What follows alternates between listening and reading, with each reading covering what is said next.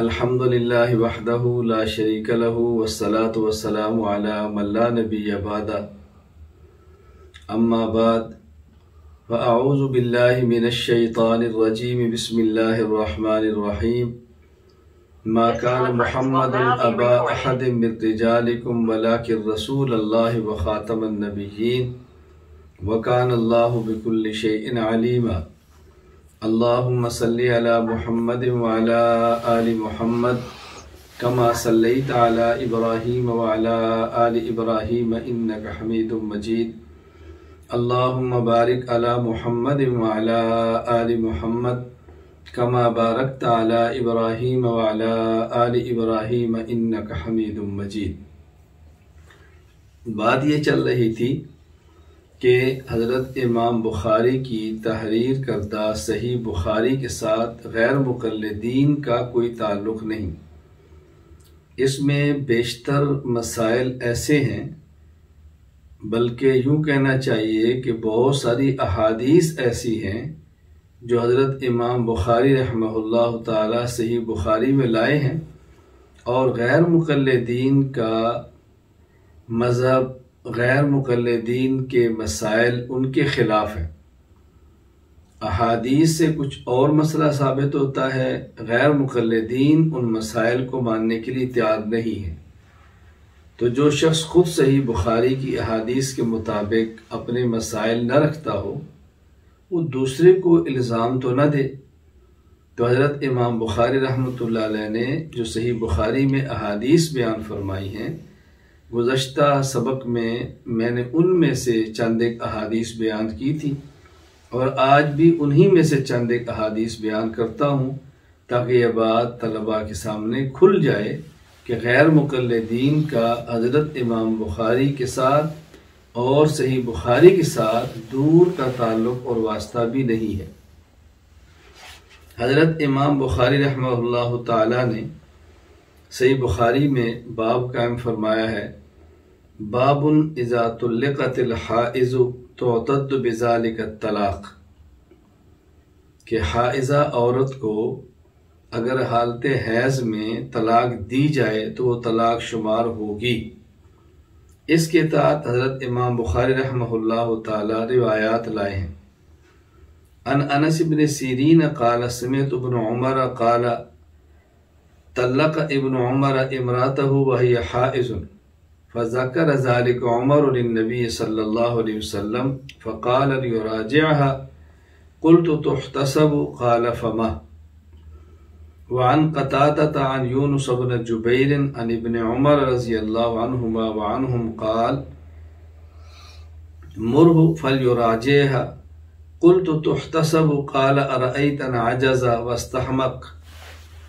قال حدثنا ابو معمر قال حدثنا عبد الوارث قال حدثنا ایوب عن سعید بن جبیر عن ابن عمر رضی اللہ عنہما وعنہم قال حسبت علی بتطلیقۃ۔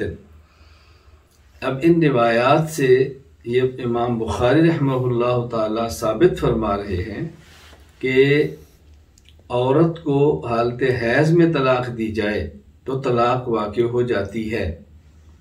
ان روایات اور احادیث سے بڑا کھل کر یہ مسئلہ سامنے آیا ہے کہ عورت کو حالت حیض میں طلاق دی جائے تو طلاق ہو جاتی ہے، جبکہ غیر مقلدین کا موقف کیا ہے؟ علامہ وحید الزمان تیسیر الباری شرح صحیح بخاری وہ لکھتے ہیں، اور اہل حدیث کے نزدیک تو حیض کی حالت میں طلاق دینا لغو ہے، طلاق نہیں پڑے گی۔ اسی طرح غیر مقلدین بہت زیادہ حوالہ جات شیخ ابن باز کے دیتے ہیں۔ فتاوی طلاق میں وہ کیا فرماتے ہیں؟ وجمع من اہل العلم ان هذا الطلاق لا يقع لأنه خلاف شرع الله تعالى لأن شرع الله أن تطلق المرأة في حال الطهر من النفاس والحيض وفي حال لم يكن جامعها الزوج فيها فهذا هو الطلاق الشرعي، فإذا طلقها في حيض أو نفاس أو في طهر جامعها فيه فإن هذا الطلاق بدعة ولا يقول الصحيح من قولي العلماء۔ اب یہ بھی کہہ رہے ہیں کہ حالت حیض کی طلاق واقع نہیں ہوگی۔ اسی طرح فتاوی اللجنہ میں مستقل ہے الطلاق البدعی انواع منها ان يطلق الرجل امرأته في حیض او نفاس او في طہر مسها فيه والصحیح في هذا انه لا يقع۔ تو صحیح بخاری میں بیان کردہ تحریر کردہ احادیث سے ثابت ہے کہ حالت حیض میں عورت کو طلاق دی گئی تو طلاق ہو جائے گی، اور غیر مقلدین مسئلہ لکھ رہے ہیں کہ حالت حیض میں دی گئی طلاق نہیں ہوگی۔ دلائل کے ساتھ مکمل بحث یہ طلاق کے مسئلے پر ہوگی۔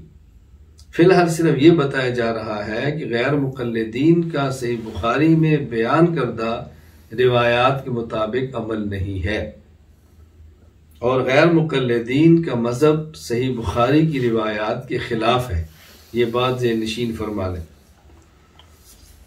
حضرت امام بخاری رحمہ اللہ تعالی صحیح بخاری میں باب قائم فرماتے ہیں، باب من اجاز طلاق الثلاث لقول اللہ تعالی الطلاق مرتان فامساک بمعروف او تصریح باحسان۔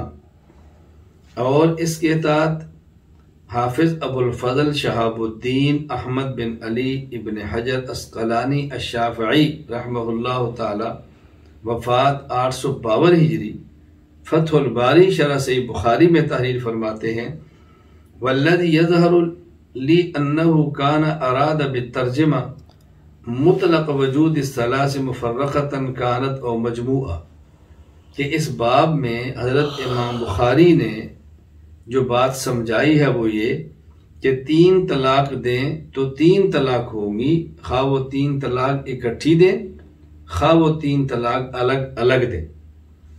اب اس باب کے تحت حضرت امام بخاری رحمہ اللہ تعالی روایت لائے ہیں، عن عائشہ رضی اللہ تعالی ان رجلا طلق امرأته ثلاثا فتزوجت فطلق فسئل النبی صلی اللہ علیہ وسلم اتحل للأول قال لا حتی یذوق اصیلتها کما ذاق الاول۔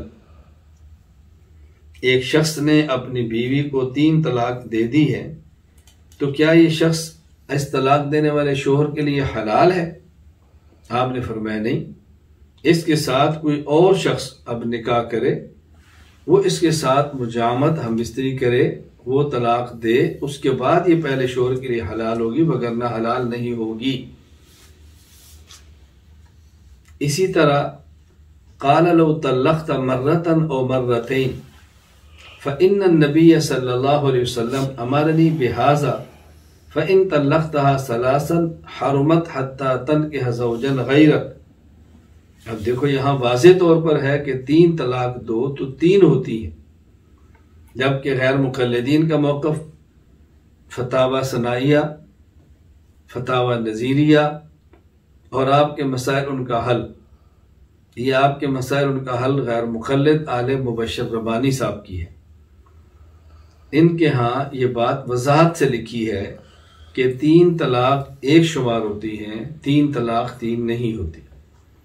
تو صحیح بخاری میں بیان کردہ حدیث سے ثابت ہوا کہ 3 طلاق دو تو 3 ہوتی ہیں، اور غیر مقلدین کہتے ہیں 3 طلاق دو تو 1 ہوتی ہیں۔ اب بتاؤ بھلا ان کا حضرت امام بخاری کے ساتھ کیا تعلق ہے؟ حضرت امام بخاری رحمہ اللہ کے ساتھ کیا واسطہ ہے ان کا؟ حضرت امام بخاری رحمہ اللہ تعالی نے صحیح بخاری میں باب قائم فرمایا، باب ما یؤکل من لحوم الاضاحی۔ اس کے تحت حضرت امام بخاری رحمہ اللہ تعالی حدیث لاتے ہیں، عن سلمة بن الاکوع رضی اللہ تعالی عنہ قال قال النبی صلی اللہ علیہ وسلم من ضحى منکم فلا يصبحن بعد ثالثة وبقي في بیتہ منہ شیء۔ اسی طرح دوسری حدیث لائے ہیں، عن عائشہ رضی اللہ تعالی عنہا قالت الضحیۃ كنا نملح منہ فنقدم به الى النبی صلی اللہ علیہ وسلم بالمدینہ فقال لا تأکلوا الا 3 ایام وليست بعزیمۃ ولكن اراد ان يطعم منه۔ اب اس سے معلوم ہوتا ہے قربانی کے ایام 3 ہیں۔ رسول اکرم صلی اللہ علیہ وسلم فرما رہے ہیں جب تم میں سے کوئی شخص قربانی کرے تو 3 دن سے زیادہ اس کے گھر میں گوشت نہیں ہونا چاہیے، یعنی قربانی کے جو 3 دن ہیں 3 دن میں گوشت کو ختم کر دو، گوشت باقی نہیں رہنا چاہیے۔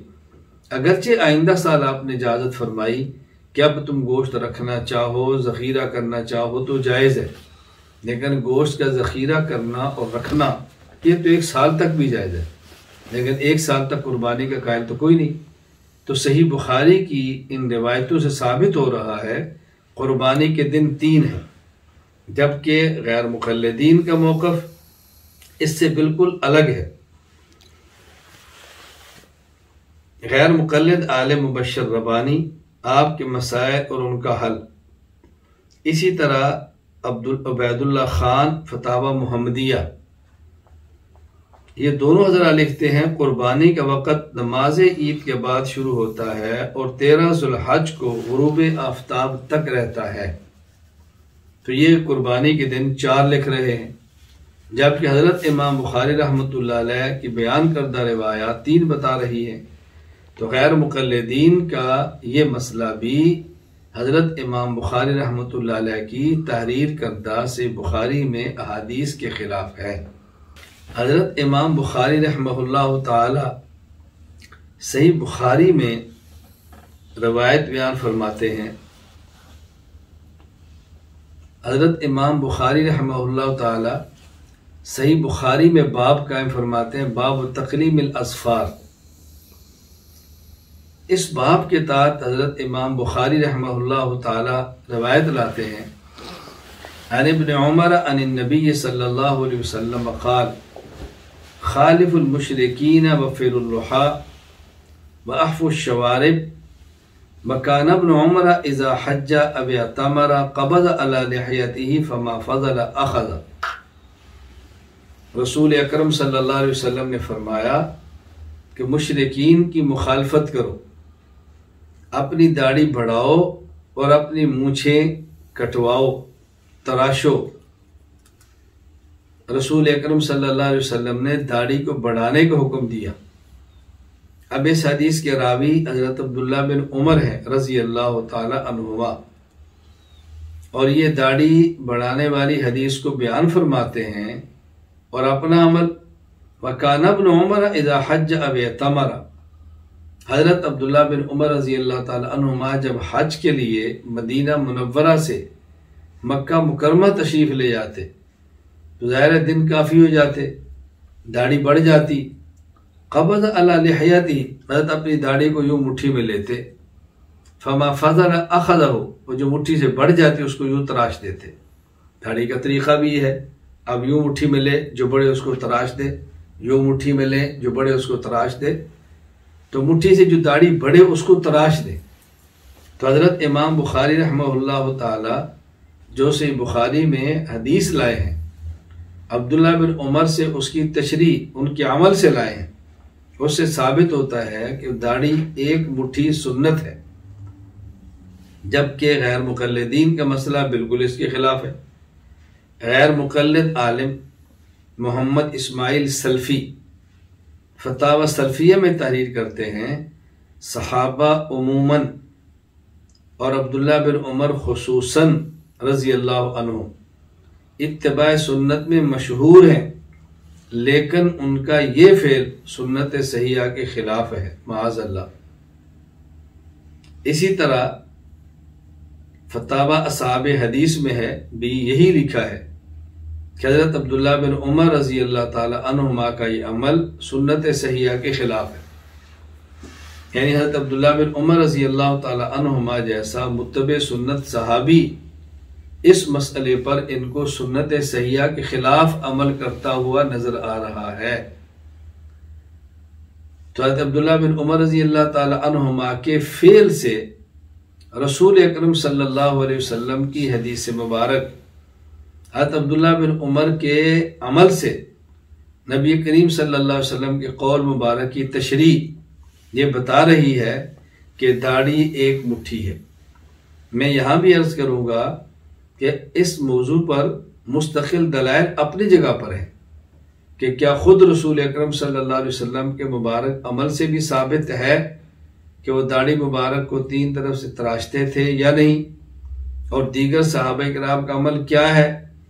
اس وقت یہ مسئلہ زیر بحث نہیں، صرف یہ بتانا مقصود ہے کہ صحیح بخاری میں جو احادیث لائی گئی ہیں غیر مقلدین کا مسئلہ اس کے خلاف ہے، یعنی غیر مقلدین کا حضرت امام بخاری اور امام بخاری رحمہ اللہ کی بیان کردہ روایات کے ساتھ مطابقت نہیں رکھتا۔ حضرت امام بخاری رحمہ اللہ تعالی صحیح بخاری میں باب قائم فرماتے ہیں باب المصافحہ، اور اس کے تحت کچھ احادیث ذکر کی، پھر آگے دوسرا باب قائم فرماتے ہیں باب الاخذ بالیدین، وصافح حماد بن زید ابن المبارک بیدی۔ تو حضرت امام بخاری رحمہ اللہ تعالی نے پہلے باب قائم فرمایا باب المعانقہ، پھر باب قائم فرمایا باب المصافحہ، پھر باب قائم فرمایا باب الاخذ بالیدین، یعنی معانقہ گردن کا گردن سے ملانا، جب 2 آدمی ملے تو یہ بھی سنت، پھر ہاتھوں کا ہاتھوں سے ملانا یہ بھی سنت مصافحہ۔ تو صرف ملانا ہی ہے یا پکڑنا بھی ہے؟ فرماتے ہیں باب الاخذ بالیدین، دونوں ہاتھوں سے ہاتھ کو پکڑنا ہے، یعنی میرے بھی 2 ہاتھ، دوسرے بندے کے بھی 2 ہاتھ، تو دونوں ہاتھوں سے ایک دوسرے کے ہاتھ کو پکڑیں، یہ ہے سنت۔ حضرت امام بخاری رحمہ اللہ تعالی یہاں فرماتے ہیں صافح حماد بن زید، حضرت حماد بن زید نے عبداللہ بن مبارک سے مصافحہ فرمایا بیدیہ، دیکھو ہی ضمیر واحد ہے جو ایک کے لیے ہے، یدین تثنیہ ہے جس کا معنی 2 ہے، یعنی حماد بن زید نے عبداللہ بن مبارک سے مصافحہ فرمایا اور اپنے دونوں ہاتھوں سے فرمایا، تو حماد بن زید کا مصافحہ بتایا جا رہا ہے اور ہاتھ ان کے دونوں ذکر کیے جا رہے ہیں۔ پھر آگے امام بخاری رحمہ اللہ روایت لائے علمنی النبی صلی اللہ علیہ وسلم التشہد وکفی بین کفی، حضرت عبداللہ بن مسعود رضی اللہ عنہ فرماتے ہیں کہ رسول اکرم صلی اللہ علیہ وسلم نے مجھے تشہد سکھایا، التحیات للہ والصلوات والطیبات، یہ سکھایا، اور سکھایا کیسے کہ میرا ہاتھ اپنے دونوں ہاتھوں میں لے کر سکھایا۔ اب حضرت امام بخاری رحمہ اللہ اس حدیث کو مصافحہ کے باب کے تحت لا رہے ہیں، تو ظاہر اس کا تعلق مصافحہ کے ساتھ سمجھتے ہیں، تبھی اس کو مصافحہ کے ساتھ لا رہے ہیں۔ تو عبداللہ بن مسعود بتا رہے ہیں کہ رسول اللہ صلی اللہ علیہ وسلم نے جب مجھے تشہد سکھایا وکفی بین کفی، میرا ہاتھ رسول اللہ صلی اللہ علیہ وسلم کے دونوں مبارک ہاتھوں کے درمیان تھا، تو معلوم ہوا کہ مصافحہ 2 ہاتھ سے ہے، 1 ہاتھ سے نہیں۔ یہ یہاں پر بڑا واضح طور پہ مسئلہ ثابت ہو رہا ہے۔ باب الاخذ بالیدین اور باب المصافحہ پر جب بات ہوگی تو وہاں تفصیل سے بات ہوگی، جو اس پہ شبہات کیے جاتے ہیں کہ یہ اللہ کے نبی کے 2 ہاتھ تھے لیکن صحابی کا تو 1 تھا، یہ بات غلط ہے۔ یہ موقع پر سمجھایا جائے گا اس حدیث کا مفہوم کیا ہے، اس کے جوابات کیا ہیں۔ فی الحال بتانا مقصود ہے کہ یہاں سے ثابت ہوتا ہے مصافحہ 2 ہاتھ سے ہے، غیر مقلدین وہ 1 ہاتھ سے مصافحہ کرنے کے قائل ہیں۔ اب دیکھیں میاں نذیر حسین دہلوی فتاوی نذیریہ کہتے ہیں مصافحہ میں سنت طریقہ یہی ہے کہ 1 ہاتھ سے کیا جاوے، دونوں ہاتھوں سے مصافحہ کرنا سنت نہیں۔ اسی طرح غیر مقلد مولوی عبد الرحمن مبارک پوری اسی فتوے کی تائید میں لکھتے ہیں جو کہ فتاوی نذیریہ میں درج ہے، جواب صحیح ہے، بے شک مصافحہ کا طریقہ مسنون یہی ہے کہ 1 ہاتھ سے یعنی دانے ہاتھ سے کیا جاوے۔ یہاں مجھے ایک واقعہ یاد آیا، رئیس المناظرین حجت اللہ فی الارض حضرت مولانا محمد امین اکاڑوی نور اللہ مرقدہ فرماتے کہ حضرت کے پاس ایک غیر مقلد آیا اور اس غیر مقلد نے آ کر مصافحہ کے لیے یوں 1 ہاتھ آگے بڑھایا، حضرت رحمت اللہ علیہ نے اس کے سامنے ایسے انگوٹھا آگے بڑھا دیا، تو غیر مقلد نے کہا یہ آپ نے انگوٹھا کیوں بڑھایا؟ فرمایا تو نے 1 ہاتھ کیوں بڑھایا؟ اس نے کہا کہ جی حدیث میں آتا ہے کہ رسول اکرم صلی اللہ علیہ وسلم نے جب تشہد سکھایا تو عبداللہ بن مسعود رضی اللہ عنہ فرماتا ہے کہ میرا ہاتھ رسول اللہ صلی اللہ علیہ وسلم کے دونوں ہاتھوں کے درمیان میں تھا۔ تو حضرت نے فرمایا یہاں تو ثابت ہو رہا ہے کہ رسول اللہ صلی اللہ علیہ وسلم کے دو ہاتھ تھے۔ تو اس نے کہا جی وہ تو نبی تھے نا، میں تو نبی نہیں ہوں، عبداللہ بن مسعود نبی نہیں تھے، ان کا ایک ہاتھ تھا، تو میں نبی نہیں، اس لیے میں نے ایک ہاتھ بڑھایا۔ حضرت فرماتا ہے کہ عبداللہ بن مسعود صحابی تھے، تو میں تو صحابی نہیں ہوں نا، اس لیے میں نے انگوٹھا بڑھا دیا۔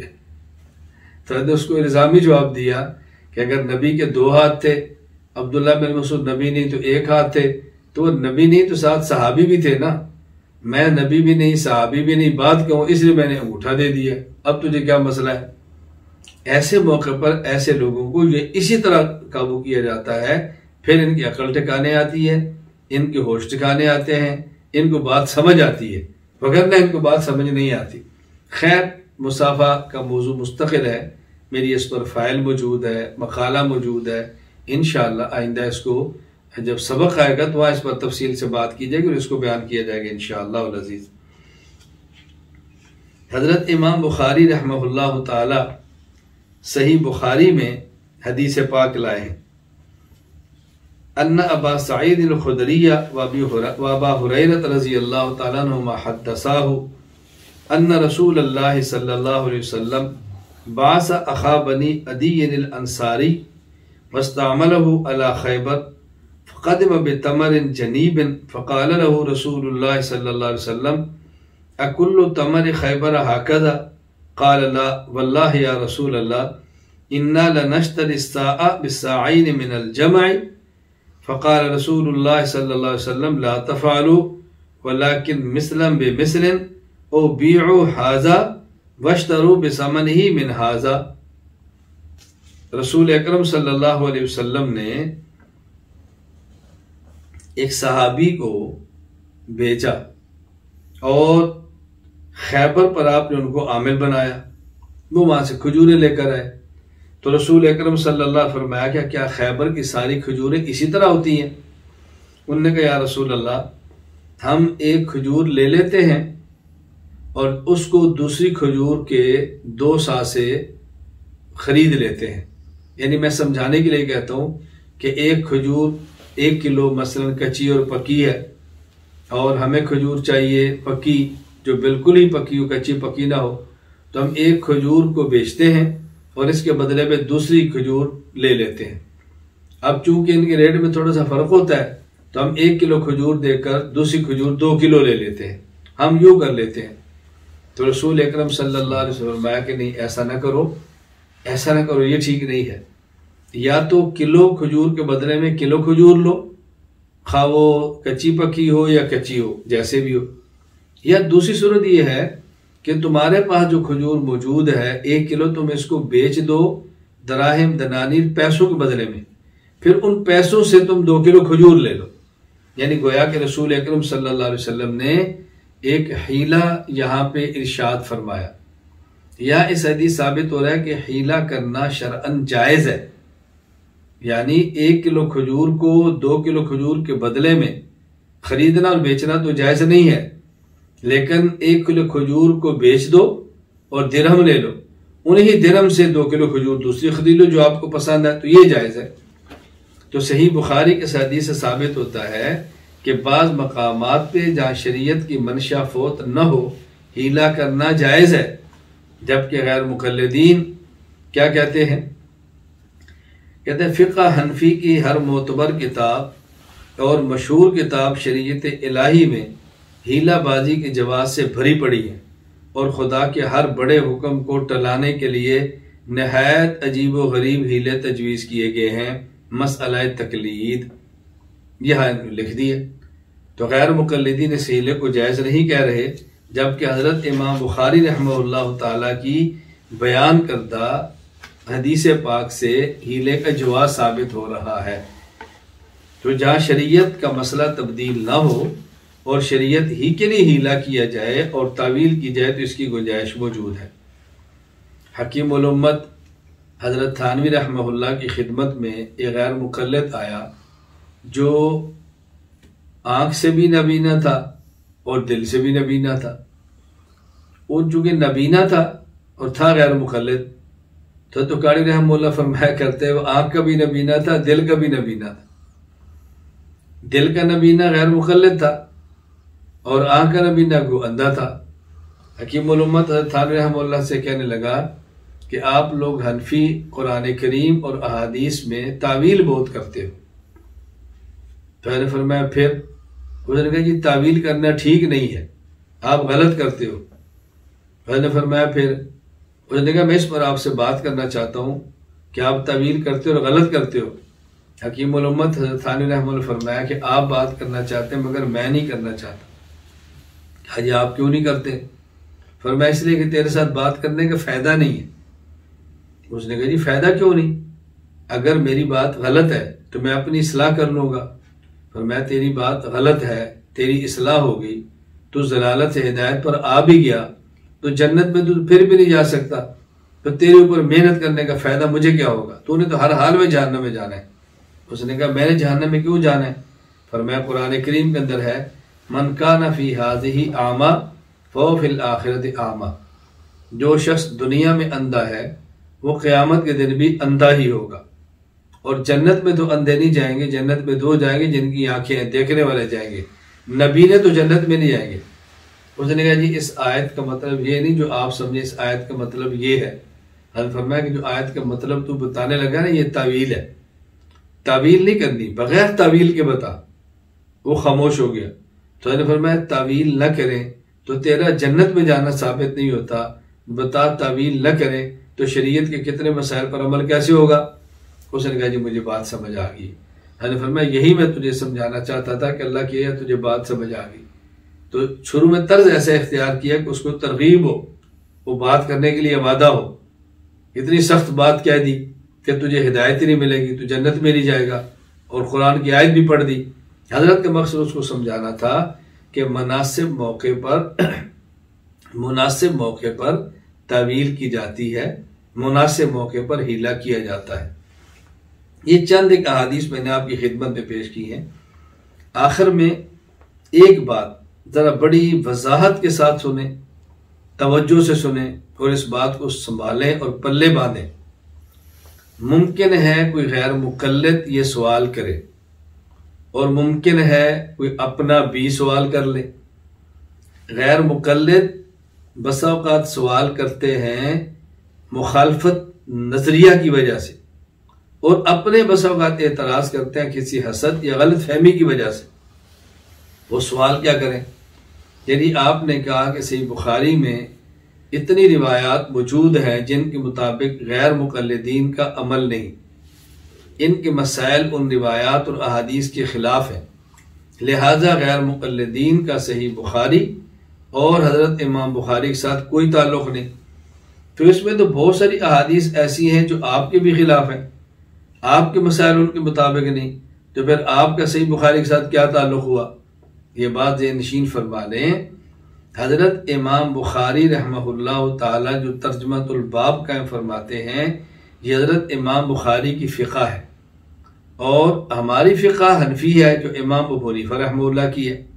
حضرت امام بخاری چونکہ امام شافعی رحمہ اللہ کے مقلد ہیں، اپنے امام کے مذہب کے مطابق باب قائم فرماتے ہیں۔ تو جو شخص حضرت امام بخاری کے باب کو پیش کرتا ہے وہ گویا امام بخاری کی فقہ کو پیش کرتا ہے، تو اس نے تو فقہ کو تسلیم کر لیا، تقلید کو مان لیا۔ ہاں امام ابو حنیفہ کی بجائے امام بخاری کی بات کر لی ہے تو غیر مقلد نہ ہوا، اور اگر غیر مقلد ہے تو پھر امام بخاری کی فقہ اور تراجم کو پیش نہ کرے۔